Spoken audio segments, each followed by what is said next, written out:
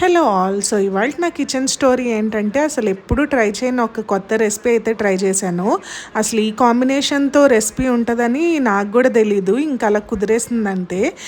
వంకాయలు అయితే చాలా రోజులైంది తీసుకొని, ఇంకా మినప వడియాలు కూడా ఉన్నాయి. రెండు కలిపి కుక్ చేస్తే ఎలా ఉంటుందా అని ట్రై చేశాను. ట్రస్ట్ మీ, అసలు టేస్ట్ అయితే చాలా బాగా వచ్చింది. నా హస్బెండ్కి కూడా చాలా బాగా నచ్చేసింది అనమాట. సో రెసిపీ అయితే చాలా ఈజీ. ఫస్ట్ అయితే కడాయిలో ఆయిల్ హీట్ చేసుకొని మినప వడియాలు అయితే వేయించేసుకోవాలి. తర్వాత అదే ఆయిల్లో పోపు దినుసులు అయితే వేయించేసుకొని తర్వాత కరివేపాకు కూడా వేయించుకోవాలి. దాని తర్వాత కట్ చేసి పెట్టుకున్న ఆనియన్స్, పచ్చిమిర్చి అయితే వేయించేసుకోవాలన్నమాట. తర్వాత టమాటో ప్యూరే చేసుకొని అది పచ్చివాసన పోయేదాకా మగ్గిచ్చేసుకోవాలి. తర్వాత చింతపండు నానబెట్టిన పులుసు అయితే వేసేసుకోవాలన్నమాట. అది బాగా మరిగాక కట్ చేసి పెట్టుకున్న వంకాయలు ఇంకా వేయించి పెట్టుకున్న వడియాలు కూడా వేసి మగ్గిచ్చేసుకోవడమే. లాస్ట్లో కొత్తిమీర వేసుకుంటే రెడీ అయిపోతుంది. So you subscribe to Sanamika vlogs. Bye bye.